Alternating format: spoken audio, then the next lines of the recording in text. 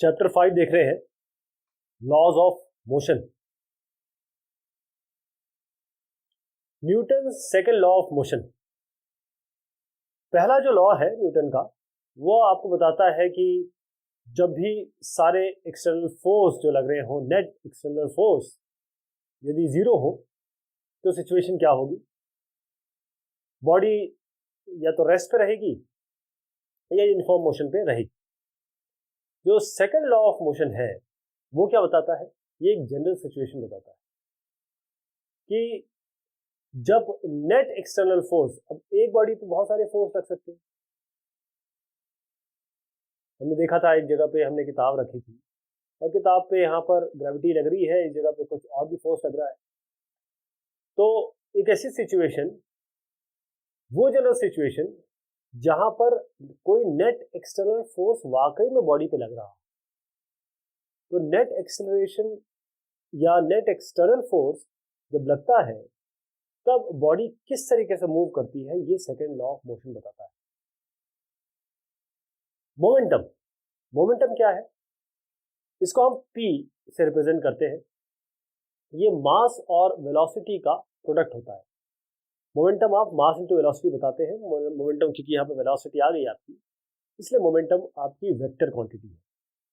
कुछ एक्सपीरियंसेस इसमें देखे जाए जो इस क्वांटिटी, जो मोमेंटम को बहुत अच्छी तरीके से आप नॉर्मल लाइफ में भी समझ सकते हैं, और कैसे फोर्स का मोशन पे इफेक्ट होता है। जैसे मान लीजिए एक लाइट वेट है, हल्की गाड़ी है, छोटी सी कार है, कोई हल्की कार है, और एक बड़ा बड़ा व्हीकल है, जैसे कोई लोडेड ट्रक हो। अब ये रोड पे रखा हो, अब अगर आप इस ट्रक को मूव करना चाहें और या इस ट्रक को या कार को पुश करना चाहे, तो किसको ज्यादा पुश करने में मेहनत लगेगी। दूसरा, अगर ये दोनों चल रहे हो तो आपको इनको स्टॉप करना है, तो किसमें ज्यादा मेहनत लगेगी। एक बात यह है कि दोनों सेम स्पीड से मूव कर रहे हैं। यदि दो पत्थर है, एक हल्का पत्थर है, एक भारी पत्थर है, इसको आप बिल्डिंग से नीचे गिराइए, आप देखेंगे कि छोटे पत्थर को वो आसानी से पकड़ सकेगा, लेकिन बड़ा पत्थर है, इसे चोट भी लग सकती है और उसके हाथ में भी एक इफेक्ट आएगा। तो जो फोर्स मोशन पे लग रहा है वही आपको इफेक्ट बता रहा है। एक स्पीड भी इसमें बहुत इंपॉर्टेंट है, क्योंकि वेलोसिटी आ रही है। देखिए इसमें मास भी है, वेलोसिटी भी है, दोनों एक साथ। गोली चली गन से, ये इंसानी शरीर में घुस के, टिश्यू में घुस के ये रुक जाती है। और आपको पता है नुकसान क्यों होता है। जो गोली अंदर जाती है ना, जैसी घुसती है वो वहां पर मोमेंटम के कारण घूमने लगती है, और जब घूमती है तो वो आसपास की सारी चीजों को नेस्तो नाबूद कर देती है। घुसती तो केवल एक ही पॉइंट से है, लेकिन अंदर फंसती है तो वो अपना मोमेंटम लेके आसपास की सारी चीजें खराब कर देती है। अगर इसी बुलेट को थोड़ी हल्की स्पीड से मारा जाए तो क्या इफेक्ट होगा। तो अगर मास की बात करें, जो उसमें उस कंटेंट है उस पर्टिकुलर बॉडी का, जितनी ज्यादा स्पीड होगी उतना ज्यादा अपोजिंग फोर्स लग रहा है ताकि उसको रोका जा सके। अगर आप मास और वेलोसिटी का प्रोडक्ट ले रहे हैं, यानी कि मोमेंटम की बात कर रहे हैं, ये बहुत इंपॉर्टेंट वेरिएबल है मोशन के लिए।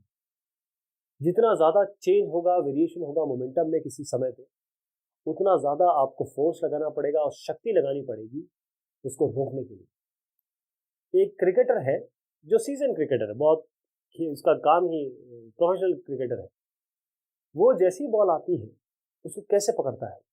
और एक नया है, बिल्कुल शायद पहली या दूसरी बार क्रिकेट खेल रहा है, जैसी उसके पास बॉल आएगी वो उसे कैसे पकड़ेगा। आप देखिएगा कि जो क्रिकेटर है, जो सीजन क्रिकेटर है, वो उसको लेगा और थोड़ा सा पीछे तक लाएगा, यानी पीछे तक अपने हाथ को लेके आएगा, बॉल पकड़ेगा और पीछे तक लेके आएगा। लेकिन जो नोवाइस है वो उसको हाथ को फिक्स रखेगा और उसी समय उसको पकड़ने की कोशिश करेगा, अपने हाथ का कोई मूवमेंट नहीं करेगा। इसका मतलब उसको ज्यादा फोर्स लगेगा बॉल को रोकने के लिए, और इससे उनको चोट लग सकती है या बॉल निकल के गिर सकती है। ये एक एग्जांपल देखिए जो मैंने अभी आपको बताया। जो सीजन क्रिकेटर है वो इस तरीके से बॉल पकड़ते हैं, अपना हाथ लेते हैं और अपना हाथ नीचे ले जाते हैं, यानी कि वो जानते हैं कि जिस वेग से, जिस ऊर्जा से, जिस मोमेंटम से, जिस मास से, जिस वेलोसिटी से ये बॉल आ रही है, उसके लिए मुझे कुछ अलग करना होगा ताकि मेरे हाथों पे चोट न लगे। तो इससे क्या कंक्लूजन हम ड्रॉ करते हैं? फोर्स ना केवल मोमेंटम के जो m/v के चेंज पे डिपेंड कर रहा है, बट इस पे भी काम कर रहा है कि कितने तेजी से ये चेंज हो रहा है। अगर ये कम समय में चेंज हो रहा है तो आपको ज़्यादा फोर्स लगाना पड़ेगा या ज़्यादा फोर्स लगेगा। तो इससे हम ये कह सकते हैं कि जितना ज़्यादा मोमेंटम के रेट में चेंज होगा उतना ज़्यादा फोर्स लगेगा। तो ये ऑब्जर्वेशन जो हमने देखे रियल लाइफ की, ये बिल्कुल कंफर्म कर रहे हैं कि जो मास है, वेलोसिटी है, यानी कि मोमेंटम है, ये बहुत इम्पोर्टेंट और बेसिक है जो मोशन के फोर्स को इफेक्ट करे। मान लीजिए कोई एक बहुत फिक्स्ड फोर्स है, किसी समय किसी अंतराल में वो लग रहा है, दो बॉडीज है अलग अलग मासेस जो रेस्ट पे रखी हुई है। आप देखिएगा कि जो हल्की बॉडी है वो ज़्यादा स्पीड गेन कर लेगी, ज़्यादा वेग उसमें आ जाएगा बनिस्बत की कि जो हैवी बॉडी है। लेकिन समय के बाद अगर उस अंतराल के बाद देखेंगे, दोनों ही बॉडी में सेम मोमेंटम होगा। इसका मतलब ये हुआ, ये बहुत इंपॉर्टेंट चीज़ है यहाँ से यहाँ तक, कि यदि सेम फोर्स की बात कर रहे हैं, सेम अंतराल या समय की बात कर रहे हैं, तो जो मोमेंटम चेंज होगा, जो चेंज इन मोमेंटम होगा अलग अलग बॉडी में, सेम फोर्स, ये बहुत क्रूशियल ट्रू है सेकंड लॉ ऑफ मोशन जो कि हम अभी डिस्कस करेंगे। तो जो ऑब्जर्वेशन हमने देखा, जो मोमेंटम का जो वेक्टर कैरेक्टर है, क्योंकि आप जानते हैं कि स्केलर वेक्टर क्वांटिटी है, मोमेंटम वेक्टर क्वांटिटी है, ये ज़्यादा एविडेंट नहीं हो रहा है। जो मोमेंटम है, जो अभी तक हमने एग्जाम्पल देखे, इस मोमेंटम और जो चेंज मोमेंटम में, इन दोनों का सेम डायरेक्शन है। ये ऐसा होता नहीं है हमेशा। मान लीजिए आपने एक पत्थर एक स्ट्रिंग में बांधा और उसको घुमाया, रोटेट किया यूनिफॉर्म स्पीड से हॉरिजॉन्टल प्लेन में, यानी इस अपने सर के ऊपर घुमा लीजिए, हॉरिजॉन्टल हो जाएगा। तो यहाँ तो मैं जो मोमेंटम का की वैल्यू है, मैग्नीट्यूड है, वो तो फिक्स है, लेकिन इसका डायरेक्शन चेंज हो रहा है। इसका मतलब एक फोर्स यहाँ पर ज़रूरी होगा जो इस मोमेंटम वेक्टर के चेंज को क्रिएट कर रहा होगा, उसके लिए रिस्पॉन्सिबल होगा। ये एग्जांपल मैं आपको दे रहा हूँ कि एक साहब ने यहाँ पर बांधा इसको, पत्थर को या बॉल को, और ये हॉरिजॉन्टली घुमाया, तो फोर्स हम ये अपने हाथों से लगा रहे हैं। अब एक्सपीरियंस से क्या आप सजेस्ट करेगा आपको, आप अगर आपने कभी ऐसा किया हुआ, आपको ज़्यादा फोर्स लगाना पड़ रहा है अगर ये ज़्यादा स्पीड से मूव कर रहे हैं आप, या फिर आपका जो रेडियस आपने लिया है, जो धागा लिया है, वो छोटा है, या दोनों चीज़ें हो सकती हैं। इसका मतलब ये हुआ कि एक्सेलरेशन ज़्यादा है, या आप ये कह सकते हैं कि जो मोमेंटम वेक्टर में चेंज हो रहा है उसका रेट समय के साथ बहुत ज़्यादा है, बहुत तेज़ है। ये हमको ये सजेस्ट करता है कि जितना ज़्यादा मोमेंटम वेक्टर में चेंज होगा, वहाँ पर भी आपका फोर्स का एप्लीकेशन, आपकी ऊर्जा, आप जो उस पर फोर्स लगा रहे हैं, वो ज़्यादा लगेगी। ये जो आपने अभी अभी क्वालिटेटिव ऑब्जर्वेशन देखा, इसे हम सेकंड लॉ ऑफ मोशन में एक्सप्रेस करेंगे। न्यूटन साहब ने क्या कहा कि rate of change of momentum of a body is directly proportional to the applied force and takes place in the direction in which the force acts. इसको हम mathematically भी देखेंगे, अब इसको जो समझ लीजिए आप क्या बोला गया है। जो rate of change of momentum है किसी बॉडी का, वो बिल्कुल डायरेक्टली प्रोपोर्शनल है, यानी कि चेंज होगा जो फोर्स उस पर अप्लाई हो रहा है, और साथ में जो डायरेक्शन है फोर्स, किस डायरेक्शन में फोर्स अप्लाई हो रहा है। अगर मान लीजिए आप एफ फोर्स को लेते हैं, टाइम इंटरवल आपने डेल्टा टी लिया हुआ है, मतलब t2 - t1, तो इस डेल्टा टी में वेलोसिटी में कितना चेंज हो रहा है, v से लेकर डेल्टा वी, इस डेल्टा टी में डेल्टा वी का चेंज हो रहा है। तो जो इनिशियल मोमेंटम है शुरुआत में m × v होगा, लेकिन जैसे ही आप डेल्टा टी बात देखेंगे तो मोमेंटम में चेंज हो चुका होगा, मास में तो कोई कभी चेंज नहीं होता है, मास तो पूरे ब्रह्मांड में सेम होता है, लेकिन वेलोसिटी में चेंज हो रहा है। तो सेकंड लॉ में ये कहा गया कि फोर्स डायरेक्टली प्रोपोर्शनल है, ये प्रोपोर्शनलिटी का साइन है, डायरेक्टली प्रोपोर्शनल है rate of change of momentum.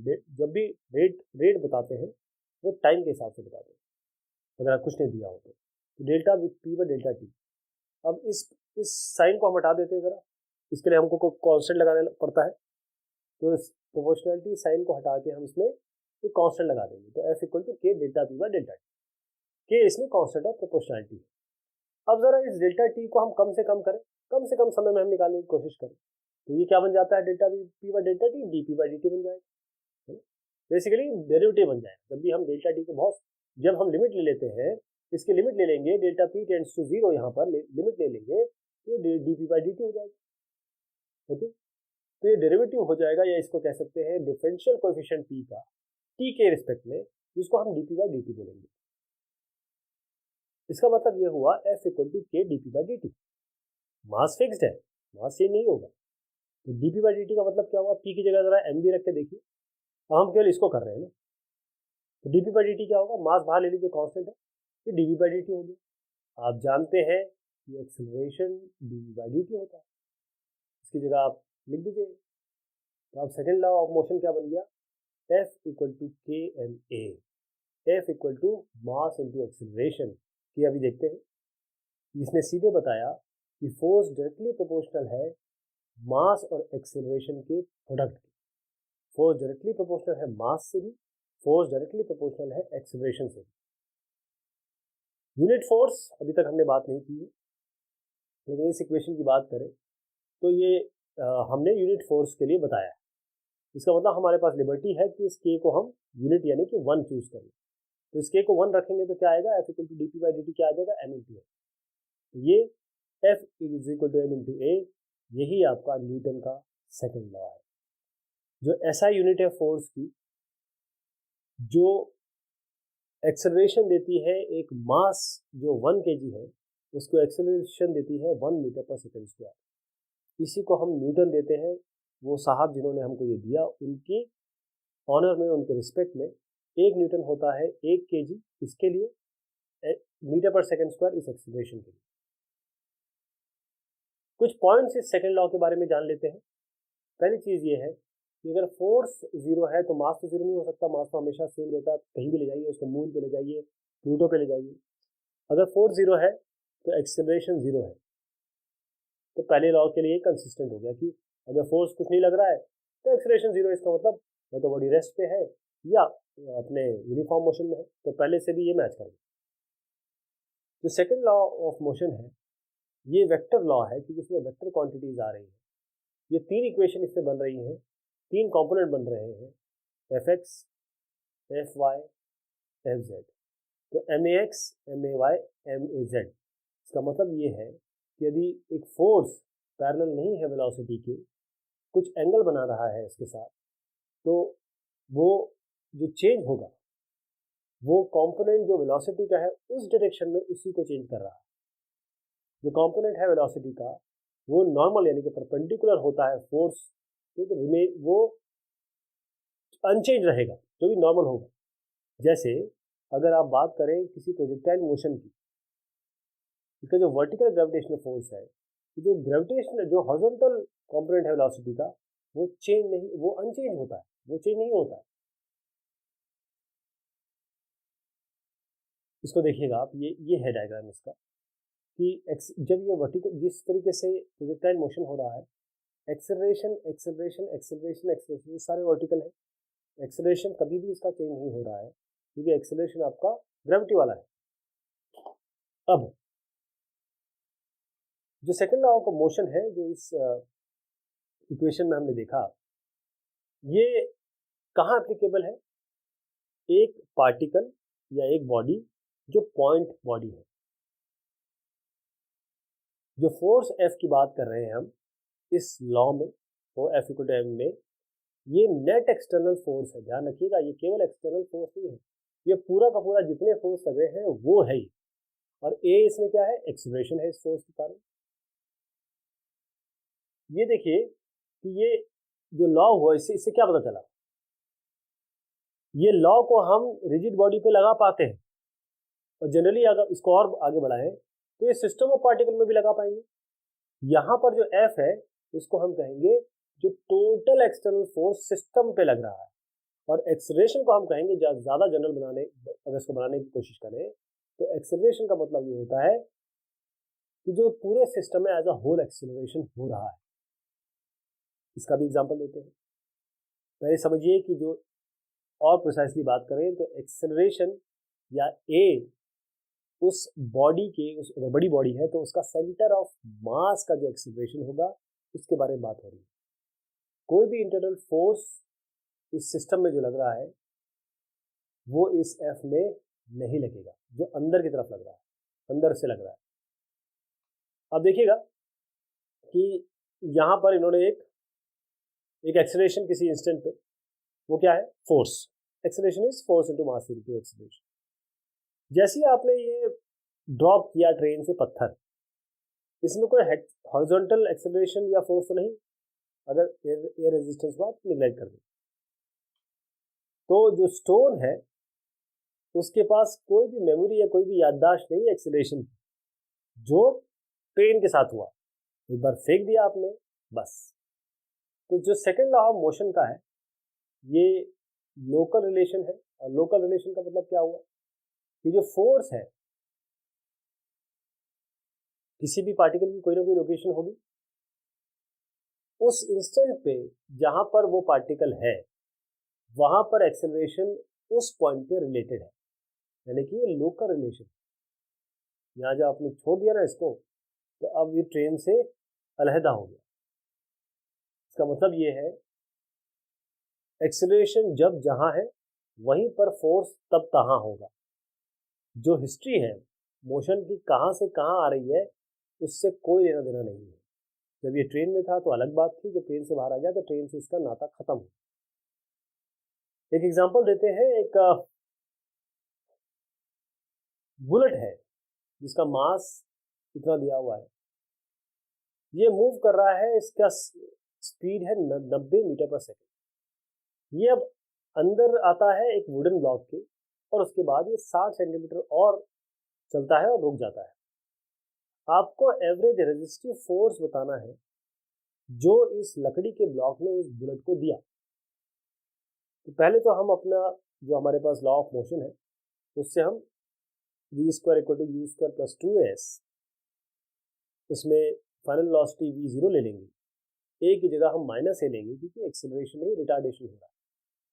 मानते हैं कि एक्सेलरेशन आपका कांस्टेंट है, तो ये जो हमारे पास इक्वेशन है लॉ ऑफ मोशन की, उससे हम a equal to minus U square by 2s लगाएंगे।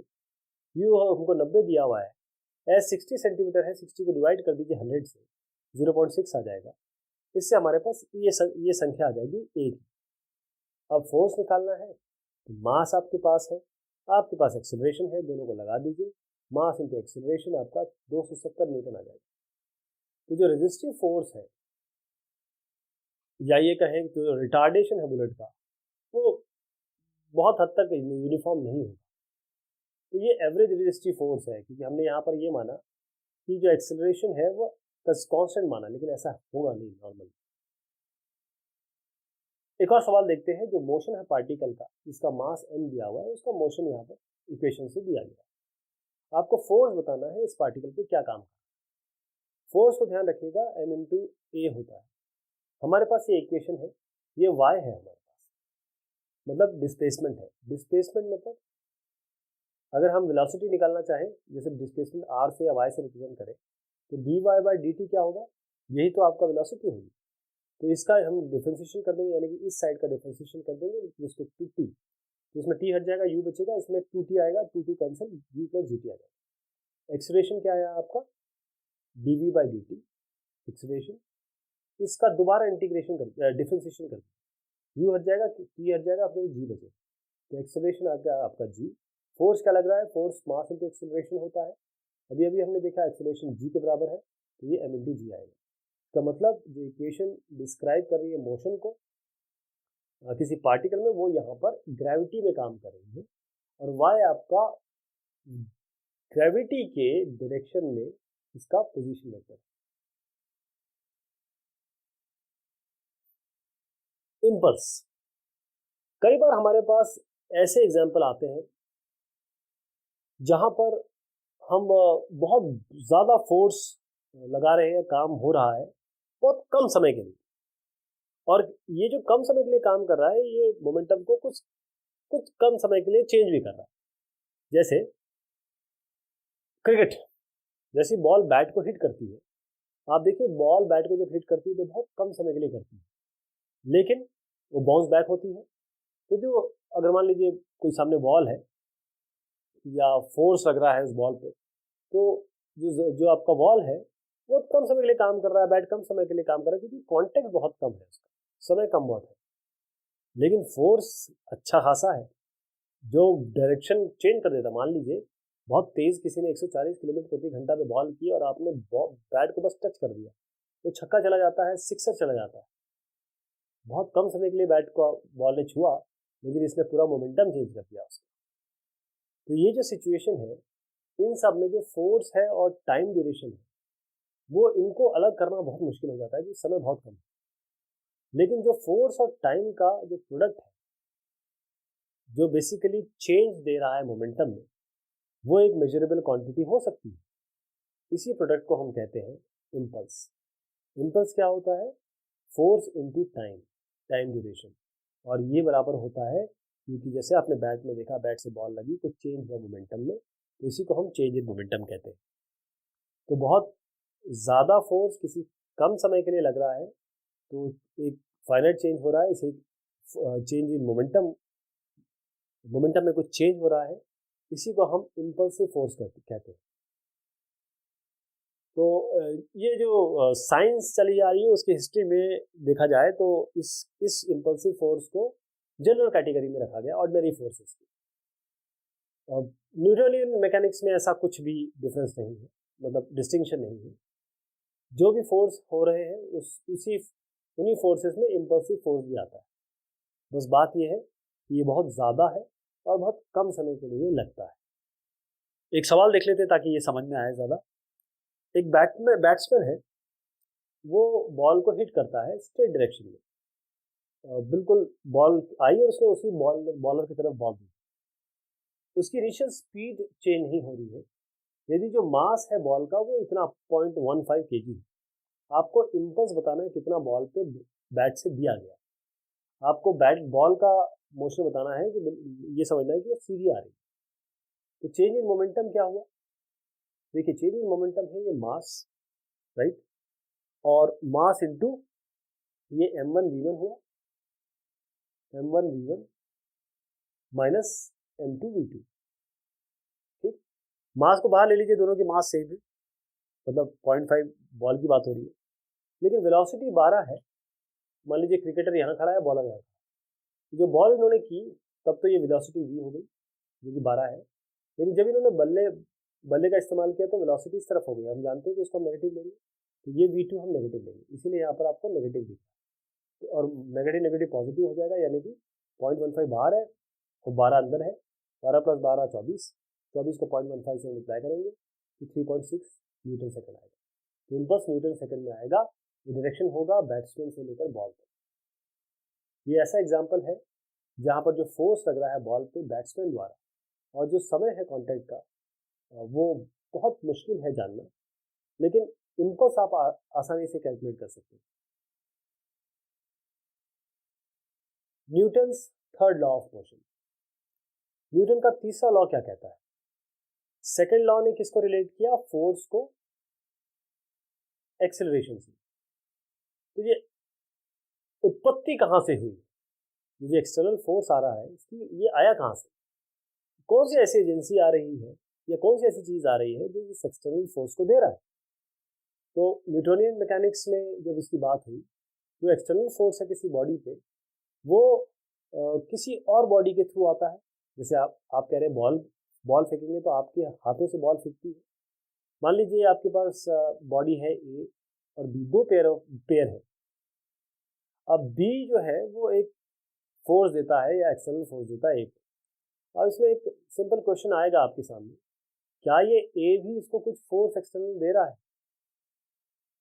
कई सिनेरियो में आपको लगेगा कि बहुत ऑब्वियस है, अगर आप स्प्रिंग को प्रेस करेंगे तो स्प्रिंग कंप्रेस हो जाएगी आपके हैंड से, लेकिन जब आप फोर्स लगा रहे होंगे स्प्रिंग को दबाने के लिए, तब आप भी तो अपने हाथों में कुछ फोर्स महसूस कर रहे होंगे। लेकिन अगर बॉडी कांटेक्ट में नहीं है तब क्या? जैसे हमारा अर्थ है वो एक पत्थर को नीचे खींच लेता है, लेकिन क्या ये स्टोन फोर्स एग्जर्ट करता है? जो अर्थ फोर्स एग्जर्ट कर रहा है, ग्रेविटेशनल पुल, क्या वो पत्थर भी कर रहा है?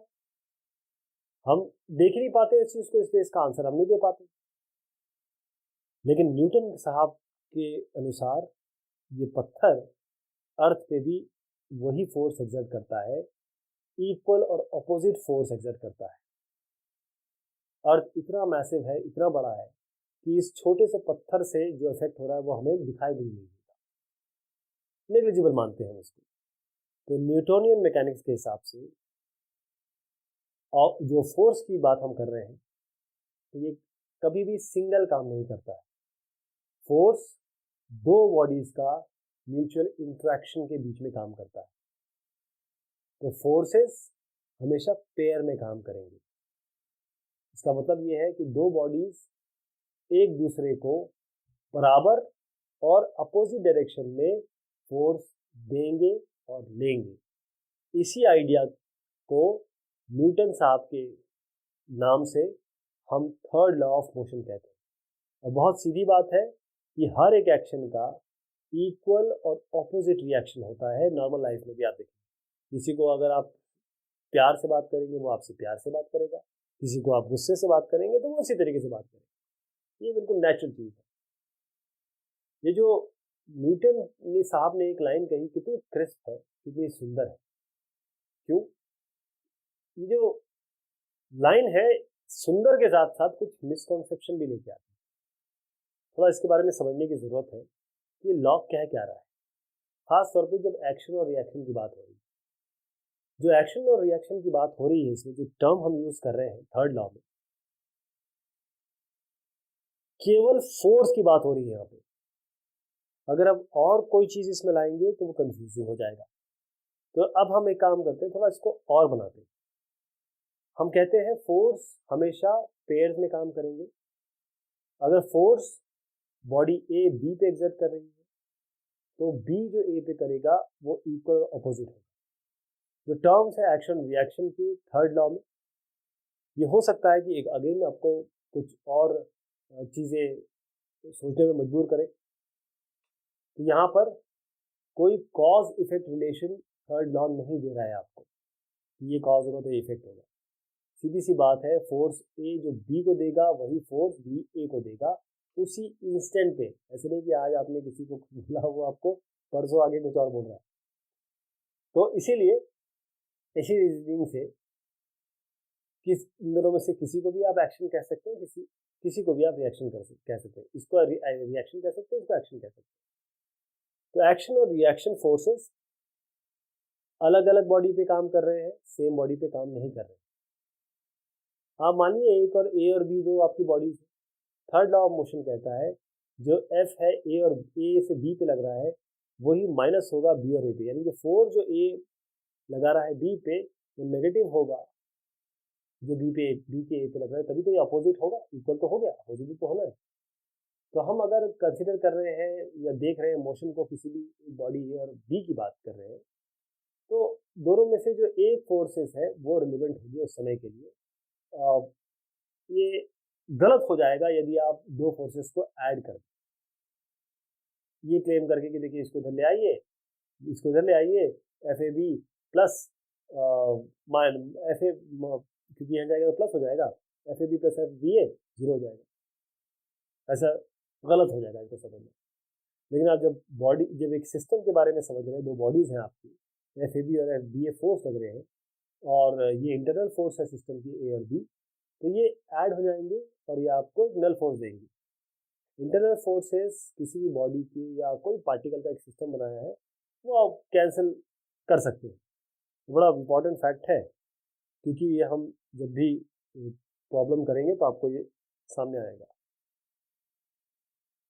दो आइडेंटिकल बिलियर्ड बॉल है, एक हम एग्जांपल ले रहे हैं, हमारे पास दो आइडेंटिकल बिलियर्ड बॉल है और ये एक रिजिड बॉल है यहाँ पर, इसको स्ट्राइक करते हैं सेम स्पीड से लेकिन अलग अलग एंगल से, एक जाते हैं इस तरफ और वापस चले आते हैं, एक स्ट्राइक करते हैं इस तरफ से और वो एंगल बना के वापस आते हैं, लेकिन ये जब भी टकरा के वापस आ रहे हैं तो इनकी स्पीड में चेंज नहीं हो रहा है, जैसे आप फिगर में देख पा रहे हैं। आपसे जो सवाल पूछा गया वो ये है कि डायरेक्शन क्या होगा फोर्स का ऑन द वॉल, वॉल पे निकालना है हर एक बॉल से, वॉल पे डायरेक्शन क्या होगा फोर्स का बॉल, हर एक बॉल का वॉल पे। फिर इसके बाद एक और चीज़ निकालनी है, जो रेशियो है इम्पल्स का, जो मैग्नीट्यूड होगा उसका रेशियो का होगा बॉल द्वारा वॉल पे। तो एक इसको देखते ही आपके दिमाग में एक चीज़ सीधे आएगी कि जो केस ए पे जो फोर्स होगा वो आपका नॉर्मल होगा, क्योंकि देखिए ये नॉर्मल होगा यानी परपेंडिकुलर होगा, और दूसरा जो होगा वो 30 डिग्री इंक्लाइंड होगा, लेकिन ये थोड़ा सा गलत हो जाएगा। जो फोर्स है वॉल पे वो यहाँ पर भी नॉर्मल होगा परपेंडिकुलर, यहाँ पर भी ही यहाँ पर भी नॉर्मल होगा परपेंडिकुलर होगा। ओके, तो फोर्स कैसे निकालेंगे, इसमें क्या हम ट्रिक लगाने वाले हैं, हम इसमें फोर्स या इम्पल्स जो बॉल पे वॉल के कारण आ रहा है सेकेंड लॉ ऑफ मोशन से निकालेंगे, और उसके बाद हम थर्ड लॉ यूज करेंगे, राइट। तो मान लीजिए यू आपकी स्पीड है हर एक बॉल की, क्योंकि स्पीड चेंज नहीं हो रही है तो यू बिफोर भी रहेगी, यू आफ्टर भी रहेगी कोलिजन के बाद। एम आपका मास है हर एक बॉल का, तो हम क्या करेंगे, एक एक्स एक्सिस चूज करते हैं, एक वाई एक्सिस चूज करते हैं इस तरीके से, और हम देखते हैं क्या चेंज मोमेंटम में क्या चेंज होगा बॉल का। एक केस, दूसरा केस, पहले में देखिए ये एम इंटू यू होगा, ठीक, केस हम पहला ले रहे हैं एम इंटू यू, तो पी एक्स क्या होगा इसमें, M into U, P Y अभी इनिशियली 0 है इसमें, और पी एक्स फाइनल क्या होगा, टकराने के बाद यूनिटी डायरेक्शन में मूव करने लगेगा तो माइनस एम यू हो जाएगा, पी वाई फाइनल भी 0 होगा। और इम्पल्स क्या होता है, चेंज इन मोमेंटम वेक्टर। तो एक्स कंपोनेंट में कितना चेंज हुआ, एक इधर है एम यू, एक इधर एम यू, और आप दोनों को कैलकुलेट करेंगे तो -2 एम यू आएगा। वाई कंपोनेंट दोनों में 0 है तो दोनों को 0 बना देंगे। इम्पल्स और फोर्स ये सेम डायरेक्शन में है, इम्पल्स और फोर्स सेम डायरेक्शन में। तो यहाँ से हमें क्या पता चल रहा है, जो फोर्स बॉल पे वॉल के कारण है वो नॉर्मल है बॉल की, और नेगेटिव एक्स डायरेक्शन में, इस नेगेटिव एक्स डायरेक्शन में। तो अगर हम न्यूटन का थर्ड लॉ ले मोशन का, जो फोर्स वॉल पे आ रहा है बॉल के द्वारा, वो भी नॉर्मल होगा, और क्योंकि ये इस डायरेक्शन में है वो पॉजिटिव डायरेक्शन में होगा, क्योंकि थर्ड लॉ कहता है इक्वल अपोजिट डायरेक्शन। तो जो मैग्नीट्यूड है फोर्स का, यहाँ पर हम इतना अच्छे से असरटेन नहीं कर पाएंगे क्योंकि समय बहुत कम है, राइट। अब दूसरे में हम क्या करेंगे, इस तरीके से देखिए, ये आपके पास थीटा है, तो अब इसमें एक्स और वाई डायरेक्शन लेना पड़ेगा। तो ये आपका इस डायरेक्शन में है तो एक्स डायरेक्शन क्या होगा, ये थीटा है, ये एक्स डायरेक्शन में ये वाला होगा, मतलब कॉस कॉम्पोनेंट होगा, तो एम यू कॉस थीटा। और वाई डायरेक्शन में क्या होगा, एम यू साइन थीटा। ये हम जानते हैं, ये एक्स कॉम्पोनेंट हो जाएगा, ये वाई कॉम्पोनेंट हो जाएगा, लेकिन ये इसके डायरेक्शन हम जरा माइनस देंगे, ठीक है। अब जब ये वापस टकरा के इधर आया तब भी इसका कॉम्पोनेंट यहाँ पर सेम रहेगा, यही कॉम्पोनेंट रहेगा, लेकिन अब अपोजिट डायरेक्शन हो जाएगा, ये डायरेक्शन अलग है, ये डायरेक्शन अलग है। यहाँ पर पी वाई क्या हो जाएगा, क्योंकि ये भी डायरेक्शन चेंज, ये वाई का कॉम्पोनेंट तो सेम रहेगा, ये भी वाई के कॉम्पोनेंट में कोई चेंज नहीं होगा, minus M U sine theta. देखिएगा पी एक्स तो चेंज कर रहा है साइन कोलिजन में, पी वाई नहीं कर रहा। इसका मतलब अगर हम एक्स कॉम्पोनेंट देखें तो इन दोनों को जोड़ दीजिए, जैसे पहले किया था, -2 M U cos theta, cos 30 theta 30 है यहाँ पर, लेकिन जो वाई कॉम्पोनेंट है इनको जोड़िए, मतलब सब्ट्रैक्ट करना पड़ता है बेसिकली, तो यहाँ पर 0 आ जाएगा। यहाँ पर minus M U cos 30 minus of M U cos 30 से 2 आया, इसको हम जैसे माइनस करेंगे तो ये चला जाएगा, 0 हो जाएगा। अब डायरेक्शन क्या होगा इम्पल्स का या फोर्स का, जैसे हमने ए में देखा वो नॉर्मल, जैसे मैंने कहा नॉर्मल होगा वॉल के नेगेटिव एक्स डायरेक्शन में, तो हम यहाँ पर भी न्यूटन का लॉ लगाएंगे। जो फोर्स लग रहा है वॉल पे वही फोर्स वॉल पे जो लग रहा है वही बॉल पे लगा रही है, वही बॉल पे लगा रहा है, वो आपका पॉजिटिव एक्स डायरेक्शन में होगा। तो जो रेशियो है मैग्नीट्यूड, ये तो खैर क्लियर हो गया। अब रेशियो जो मैग्नीट्यूड का है, पहला और दूसरा का डिवाइड कर दीजिए। एक 2mu है, एक 2mu cos 30 है, माइनस माइनस मैंने हटा दिए। तो यहाँ पर इसको सॉल्व करेंगे तो 2/√3 आएगा, जो कि 1.2 है। तो ये एक और इंस्टॉलमेंट हुआ इस चैप्टर का। बहुत शुक्रिया, बहुत मेहरबानी।